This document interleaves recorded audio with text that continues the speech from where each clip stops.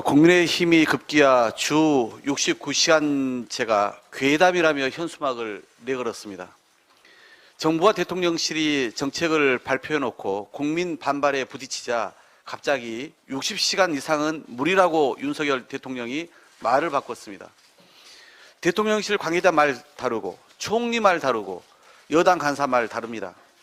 입법 예고한 지 3주가 넘는 지금까지도 국민은 이 정부가 대체 뭘 어떻게 하겠다는 것인지 도통 알 수가 없습니다. 야근, 병원 기절. 유튜브 채널 너덜트가 제작한 주 69시간제 풍자 영상이 불과 3일 만에 170만에 가까운 조회수를 기록했습니다. 이것이 민심입니다. 공짜 야근이 난무하고 육아휴직도 제대로 못 쓰는데 정부가 오히려 과로 사회를 조장하겠다고 나서니 비판하는 댓글만 넘쳐납니다. 그런데 여당은 민심을 괴담이라며 억지를 부리고 고용노동부는 2월 한 달간 무려 68개가 넘는 설명 자료를 쏟아내며 국민 공분에 불을 붙이고 있는 것입니다. 69시간 정책을 즉각 폐기하고 정책 혼선과 국민 혼란을 신속히 수습하진 못할 망정 민심을 괴담이라 공격하며 국민 탓으로만 돌리고 있으니 기가 찰 노릇입니다. 저출생 대책은 69시간제를 뛰어넘는 신박한 탁상 행정의 극치입니다. 최근 국민의힘이 30세 이전에 3명 이상 자녀를 낳는 경우 남성의 병역을 면제하는 안을 대통령실에 전달했다고 보도되었습니다. 또 자녀 수에 따라 증여세를 차등 면제해 주는 안도 전달했다고 합니다. 작년 기준 우리나라 남자 초혼 연령은 33.72세이고 여자는 31.26세입니다. 여성이 첫째 아이를 낳는 연령도 33세입니다. 대한민국 성인 남성은 늦어도 20대 후반에는 입대해야 합니다. 아무리 국정 운영에 깊은 철학과 기조가 없다고 해도 국가 정책을 고민하면서 이렇게까지 현실을 무시할 수 있단 말입니까? 증여세 면제 역시 인구 대책이 아닌 초부자 감세의 일환일 뿐입니다. 그래놓고 비판이 제기되면 무조건 아이디어 차원이라고 하니 정부 여당의 어처구니 없는 인식과 수준에 국민 분노만 걷잡을 수 없이 커집니다. 처음부터 국가 명운이 걸린 저출산 고령화 사회위원회를 정략적으로 접근한 윤석열 대통령이 책임져야 합니다. 윤 대통령이 나경원 전 의원을 저출산 고령화 사회 부위원장에 임명한 것은 전당대회 출마를 포기시키기 위한 정치적 의도 아니었습니까? 그런데도 나 전 의원이 전대 출마 의사를 밝히자 대통령실은 나경원 표 저출산 대책을 대놓고 비판하면서 저출산 정책까지 당권 싸움의 도구로 삼았습니다. 이번 주 윤석열 정부가 저출산 대책을 발표한다고 합니다.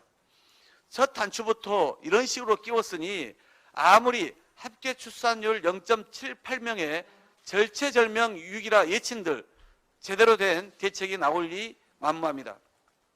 저출산 정책은 대한민국의 지속 가능성이 달린 중요한 정책입니다.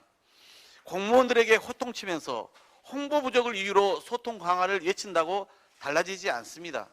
오히려 윤석열 대통령 자신이 1시간 내내 혼자 말하면서 일반 통행식으로 정책을 결정해버리는 것이야말로 문제가 아닌지 돌아보기 바랍니다. 국민은 더 이상 참을 수 없습니다. 국가 명운이 달린 노동정책, 저출산정책 지금이라도 제로 베이스에서 완전히 서로 검토할 것을 촉구합니다. 민주당은 양특검법에 대해 우선 법사위에서 논의하자는 정의당의 요구를 존중하며 인내심을 갖고 최선을 다해왔습니다. 하지만 어제 법사위에서도 확인했듯이 집권 여당의 반대와 방해에 막혀 특검법 심사는 지금까지 단 한 발짝도 나가지 못하고 있습니다. 지금 국민의힘은 법안 심사라는 고유의 책무를 방기하고 있는 데다 특검을 통해 진상규명에 나서라는 국민 명령을 아예 거부하는 것입니다.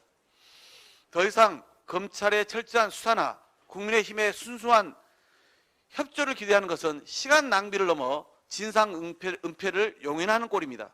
그래서 어제 저는 55클럽 특검법과 김건희 여사 의혹 특검법 모두를 3월 임시의 마지막 본회의에서 신속 처리 안건으로 지정할 것을 정의당에 공식 제의한 바 있습니다. 해당 법안의 특검 후보 추천 방식을 놓고 그간 민주당은 국민 다수를 대표하여 교섭단체에 의한 의사결정이라는 절차적 정당성을 반영한 것이지 실제 추천권은 정의당 등이 국민 추천 방식을 통해 공정하고 중립적인 인사로 추천하도록 양보할 수 있다고 언급해 왔습니다. 마침 어제 이은주 정의당 원내대표는 50억 클럽 특검 추천권만 고집하는 민주당이 특검 추진을 어렵게 하고 있다고 지적했습니다. 좋습니다. 이에 저는 오늘 정의당에 보다 구체적인 제안을 드립니다. 30일 본회의에서 신속 처리 안건으로 50억 클럽 특검법은 지난 2월 정의당이 발의한 법안을 지정하고 김건희 여사 특검법은 지난 9일 민주당이 발의한 법안을 지정할 것을 정의당을 비롯한 야권 의원들께 공식 제안합니다. 정의당이 제기하는 특검 후보 추천에 관한 우려를 해소드리는 것인 만큼 정의당도 이 제안을 거부할 하등의 이유가 없다고 봅니다. 정의당이 양 특검법 처리에 진정한 의지가 있다면 제 제안에 대한 긍정적인 답변을 기대하겠습니다. 윤석열 검찰의 권력과 제 식구를 향한 선택적 부실 수사는 지난 1년간 온 국민이 목도해 왔습니다. 검은 고양이든 흰 고양이든 질을 잘 잡는 것이 중요한 것 아니겠습니까? 그런데 윤석열 검찰은 제 식구를 잡는 데는 절대 힘을 쓰지 않습니다. 그래서 우리 국민은 양 특검법에 대한 신속 처리 안건 지정으로 제대로 된 수사를 하라고 요구하고 있는 것입니다. 아울러 특검법을 신속 처리 안건으로 지정한 이후라도 법사위의 조속한 법안 심사와 본회의 의결을 위한 노력은 계속 이어갈 것이라는 말씀을 드립니다.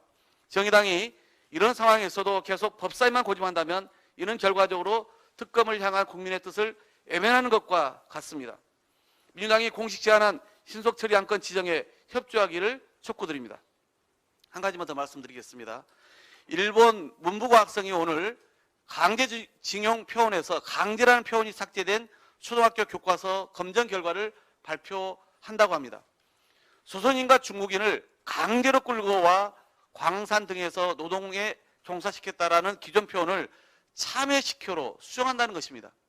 한술 더 떠 독도에 대해 기존에는 일본의 영토라 했던 것을 일본 고유 영토로 표기하고 우리가 불법 점거에서 항의해 왔다는 내용도 전 교과서로 확대할 것으로 알려졌습니다.